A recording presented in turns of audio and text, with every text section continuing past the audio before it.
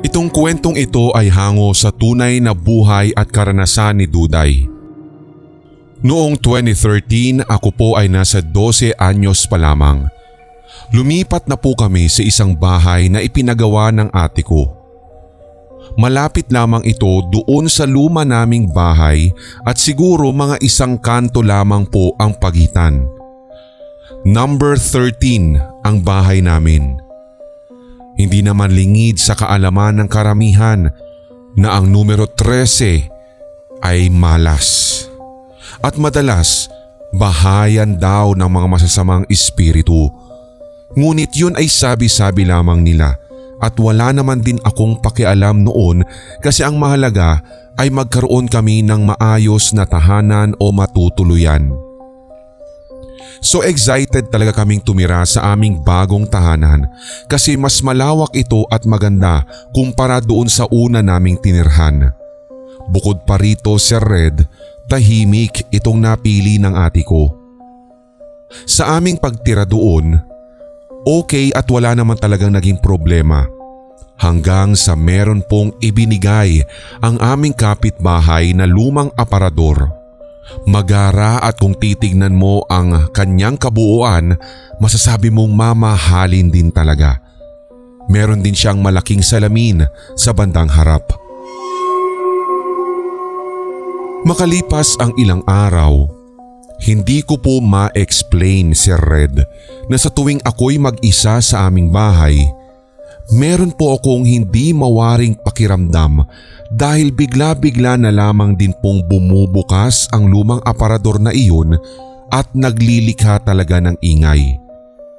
Yung tunog po nito, kahit wala naman ding hangin, talagang madidinig mo since itong bahay na amin pong nilipatan ay kulob.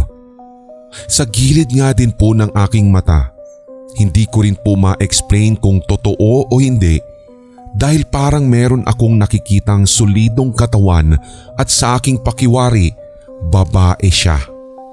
Kung paano ko nasabi, may kahabaan kasi ang buhok niya pero ng mga sumunod na linggo, hindi lamang po simpleng pagpapakita sa peripheral vision ko sapagkat nakita ko na siya ng minsan at nahuli ko pa nga sa akto na nanlilisik ang mga mata nito sa akin. At matapos nun, muli ay lilingunin ko pero bigla na rin siyang maglalaho. Tumataas ang aking mga balahibo at talagang nanginginig ako sa hilakbot sa tuwing nararanasan ko iyon. Sa tuwing nagpaparamdam ito, lumalabas na lang ako ng bahay at kapag ako'y may kasama na, saka na ako bumabalik sa loob. Nagpatuloy ang pangyayaring iyon sapagkat nagiging madalas na at sa pagkakataong ito parang nasa gawing kusina na siya nagpaparamdam. Sa kusina po namin ay meron din kasing balon at ang feeling ko nga po parang may taong inilaglag o inihulog doon sapagkat madalas akong nakakadinig ng alingaw-ngaw ng isang iyak. Ang kusina po namin ay yung tipikal na dirty kitchen kung tawagin sa province. Wala din po itong bubong sapagkat ang tanging silong po nito ay ang mga malalagong puno sa likod. Meron din po mga bali-balita na siya pong sinasabi ng aming mga kapitbahay na may mga nagbigti o kaya'y itinapon daw na mga patay sa kung saan tumubo at nakahilera ang mga malalagong punong iyon. Sabi pa nga, panahon pa daw ng Espanyol nang maganap ang mga iyon. Dinedma ko na lamang, Sir Red, ang mga sabi-sabi. Sinsabi nga nila, bali-balita lang daw. Puro daw, wala naman ding katotohanan. Pero kung pagbabasehan ang lahat ng naranasan ko, maaaring may katotohanan. Although meron din akong konting doubt kung totoo ngang mga nagbigti o tinapunan talaga ng mga bangkay at kung panahon pa nga ng Espanyol, maaaring syempre naging battlefield kumbaga. Basta't ewan, ang alam ko lang Otomatiko akong tinatayuan ng balahibo lalo kapag mag-isa na lamang sa kusinang iyon at oras ng paghuhugas din ng plato. Dinagdagan pa nga ng pang-iinis ng aking mga kapatid dahil kapag gabi, pinapatayan nila ako ng ilaw sa kusina habang naghuhugas. Labis ang aking pangamba at takot na mga sandaling iyon kung kaya paminsan sinasama ko na ang bunso kong kapatid sa kusina para meron akong kakwentuhan. Kung wala yung bunso kong kapatid at busy sa panonood, yung alaga ko na lamang na aso. Madalas, Sir Red, ang pagtahol ng alaga kong aso ay kapansin-pansin din. Parang hinahabaan niya at nagiging alulong na. Kapansin-pansin na sa kada tahol niya, ang direksyon niya ay naroroon sa balon. Wala namang tao o hayop na naroroon sa tuwing chinecheck ko. Ang ginagawa ko na lamang ay dali-dali na lang ang paghuhugas ko ng plato sapagkat kinikilabutan na talaga ako. Sa pakiramdam ko nga, either may nakatayong nilalang sa aking likuran o kaya meron sa aking harapan na nagmamasid at nag-aabang lamang ng perfect timing para siya'y magpakita. Mga ilang buwan ang nakalipas at base na rin kasi sa lahat ng mga ikwinento naming kahihilakbutan sa ate ko, ipinasaranan niya ang balon. Hindi lamang iyon ang masasabi kong kagimbal-gimbal na karanasan nang kami ay lumipat. Sa tuwing sumasapit din ang dilim at tulog na ang lahat, sa tuwing sinasara na ang ilaw, para pong merong humahawak sa aking mga paa at kapag ako ay dumidilat, bigla na ring nawawala. Madalas, dumadagan at nararamdaman kong may mabigat na dumadagan sa akin to the point na hindi ako makahinga. Sa tuwing dinidilat ko ang aking mga mata, sinisipa ko talaga agad ang aking kapatid sapagkat siya ang palagi kong katabi. Nang may magising, pinaswitch on ko ang ilaw at laking pasasalamat ko sapagkat kahit naman nagalit siya sa pagsipa ko sa kanya, ay nawala na yung pakiramdam na mabigat na dumadagan sa akin. Sa katunayan pa nga, Sir Red, mas pinili ko nga po na sabihin sa inyo ang kwentong ito kesa sa aking mga magulang at kapatid dahil alam ko na pagagalitan lamang nila ako o kaya'y iisipin nila na nababaliw ako at talagang labis-labis ang imagination ko. Kung sa mga kapatid ko lang din sasabihin, alam kong pagtatawanan lang nila ito. Buti nga, Sir Red, ay naririyan ang inyong mga YouTube channel para makapag-share ng ganito. So back to the story. Dahil nga sa nakakatakot na dinanas ko sa aming bahay na iyon, madalas na ang aking pagtatambay sa labas at doon ako nakikipagkwentuhan sa mga kapitbahay. Hanggang sa doon ko na rin nalaman na ang mga nakatira daw dati sa bahay na ito ay matatanda at sabi may kasakasama daw silang mga bata dito. Ang bali-balita sa amin, nagkaroon daw ng malubhang sakit na hindi maipaliwanag ang mga kasama nilang bata kung kaya't tanging ang matandang lalaki lamang ang nag-alaga sa mga ito. Hanggang sa hindi na nakayanan ng mga bata ang sakit kung kaya't sila ay pumanaw. Ang matandang lalaki na it happened to be ama pala nito mga batang ito ay nagdesisyon na lumipat na rin ng bahay. Kaya siguro merong batang umiiyak at baka hinihintay niya ang pagbalik ng kanyang ama sa bahay na ito. Hanggang sa natuon ang kwentuhan namin doon sa ibinigay na lumang aparador ng aking kapitbahay. Ang sabi, pagmamay-ari naman daw po ito ng kapatid niyang namatay dahil nagbigti. Lubos akong kinilabutan sa lahat ng nalaman ko. Nang mga oras na iyon, sa tuwing tumatanaw na ako sa bintana namin mula sa labas, as in, palagi ko nang nakikita na merong babae na nakatanaw din sa akin mula sa loob ng bahay. Dahil sa mga sunod-sunod na mga impormasyon na nalaman ko at sa mga naranasan ko na tila kumokonekta sa bawat isa.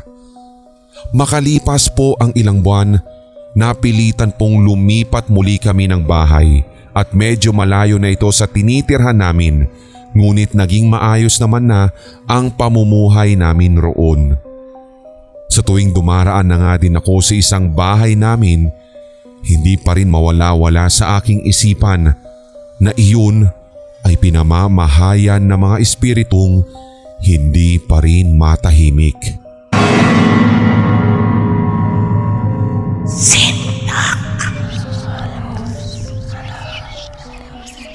Naalala ko lamang ang kwentong ito ng kapitbahay ko, si Red. Sa tuwing nagkikita nga kami o para nagkakaroon ng mini reunion, ito yung lagi po niyang ibinibida sa amin, lalo kapag natutungo na ang usapan namin sa mga kwentong katatakutan. Sa katunayan, kahit nga po ilang beses ko na pong nadinig sa kanya ang kwentong ito, hindi ko alam kung bakit parang attached pa rin ako at hindi ko siya pinagsasawaan. Humingi po ako ng permiso sa kanya kung pwede ko pong ibahagi sa inyo dito sa Sindak Short Stories ito, at umuo naman siya. Sa katunayan, excited pa nga siya na madinig ito sa channel ninyo. Yung bahay po kasi nila dati ay maliit na clinic. Bagong lipat pa lamang po sila noon doon. Ilang buwan matapos ang kanilang paglipat ay okay lamang daw talaga ang naging flow ng kanilang pamumuhay sa naturang bahay. Pero may koonti na rin po silang napapansin na sa tuwing sila ay tulog o kaya naman ay patay na ang ilaw, kung ano-ano na lamang daw ang nangyayari sa loob ng bahay na iyon. Nag-imbestiga yung kapitbahay namin na iyon hanggang sa napatunayan niya na kusang nag-o-on ang faucet nila sa kusina. Meron pa nga din po siyang naranasan na nagising na siya ng isang madaling araw sapagkat malakas na yumuyog-yog daw ang kama. May pagkakataon na yung kapatid naman daw po niya habang naghuhugas ng mga plato sa kusina ay nakakadinig daw ng parang maraming taong nag-uusap sa likuran niya. Ngunit kapag kanya namang lilingunin ang direksyon kung saan niya nadidinig ang usap-usapan, wala naman daw tao doon. May pagkakataon na tanghali nga itong naganap at doon niya napatunayan na sadyang may kababalaghan na nagaganap doon sapagkat ng sandaling iyon ang kanyang 3 anak at asawa ay wala sa bahay.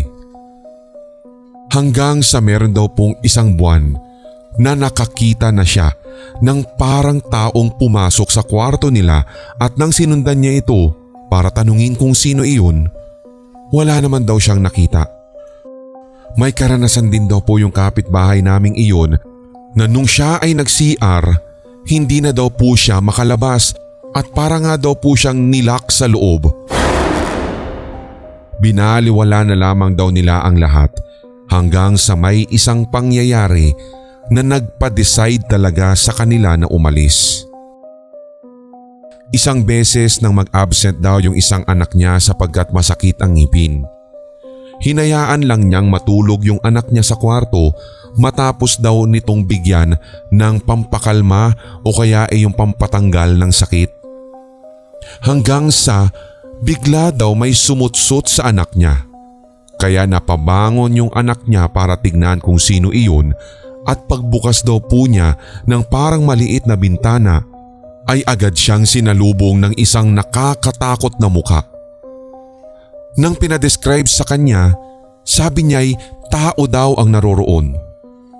Nagwala dahil sa hilakbot yung anak niya at gusto na nga daw talagang lumabas ng bahay. Kaya nagpunta na lamang sila doon sa isang sari-sari store na katapat lamang nila. Nagsilapitan lahat ng mga tao sa lugar na iyon sapagkat talaga nakatatawag ng atensyon ang walang humpay na pag-iyak ng anak niya. Nang muli ay itinanong sa kanila ng kapitan ng kanilang barangay kung anong itsura ang nakita. Ayaw na daw sagutin ng bata, basta na lamang siyang umiiyak ng umiiyak. Kinagabihan, ayaw nang umuwi ng anak niya sa loob ng bahay. Kaya doon na daw muna sila nakitulog sa bahay ng kapatid ng kapitbahay ko. Mga ilang linggo, hindi din pumasok yung anak niya dahil ayaw daw niyang umalis sa tabi niya ang nanay niya. Kaya nag-stay sila ng about 2 weeks sa bahay ng kapatid niya hanggang sa nakakita na nga sila ng malilipatan. Sa katunayan, Sir Red, sa ngayon ay malalaki na po ang mga anak niya. Pero kapag tinatanong nila kung ano nga yung nakita niya doon sa center nung bata pa siya, ayaw na lang daw niyang sagutin.